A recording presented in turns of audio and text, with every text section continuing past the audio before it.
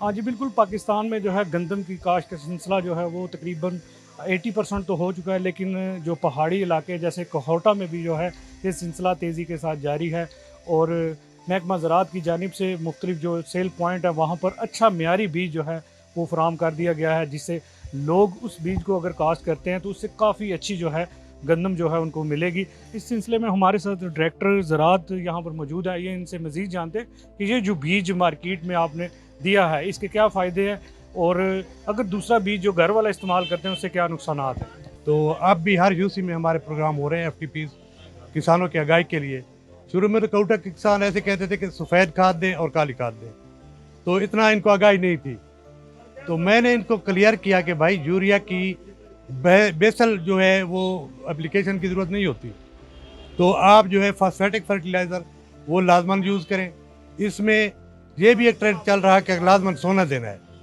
तो ये इकनॉमिक असूल है कि जिस चीज़ की आप ज़्यादा डिमांड करेंगे उसकी शार्टेज पैदा होगी। तो मैं सबसे पहले ये मैसेज देना चाहता हूँ ज़मींदार कम्युनिटी को कि वो ये ना कहें कि सोना डीएपी दें, फलां डीएपी दें। ठीक है, डीएपी बेहतर खाद है, वो अवेलेबल है, तो उसकी रिकमेंडेड डोज है 1 से 1.5 बोरी। अगर वो अवेलेबल नहीं है तो उसके अलावा फास्फेटिक फर्टिलाइज़र जो हैं एनपी है, टीएसपी है, एसएसपी है, वो डाल सकते हैं। और सबसे बेहतर जो है एनपी खाद है।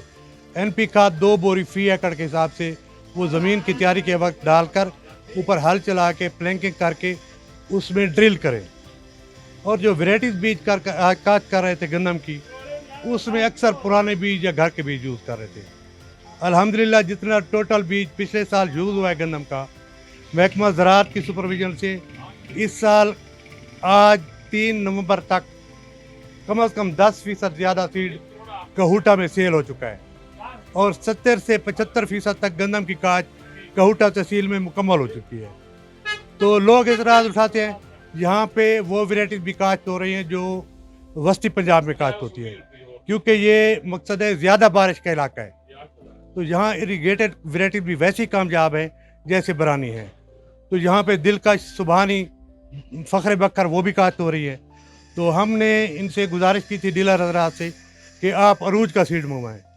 कम से कम अरूज वेराइटी जो है वो 1000 बोरी बिक चुकी है इधर से। इट मीन्स कि 2000 एकड़ अरूज का काश्त हो चुका है।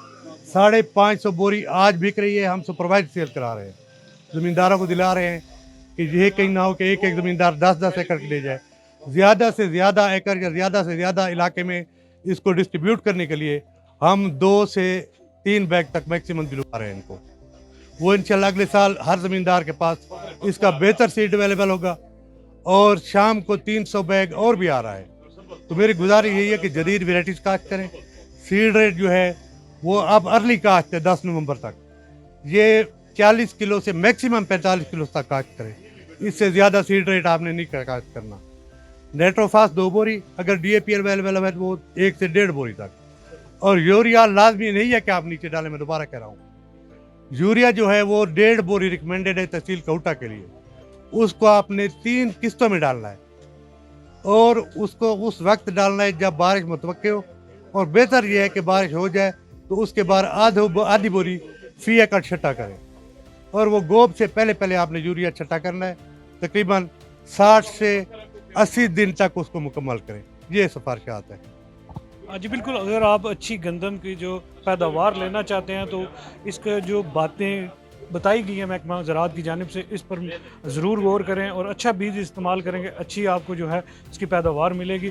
थोड़ी सी एहतियात की ज़रूरत है। अगर इस पर आप काम करते हैं, अच्छी जो है इस पर मद्देनज़र रखते हैं, तो आपको जो है अच्छे मुनाफा भी मिलेगा, अच्छी चीज़ भी मिलेगी।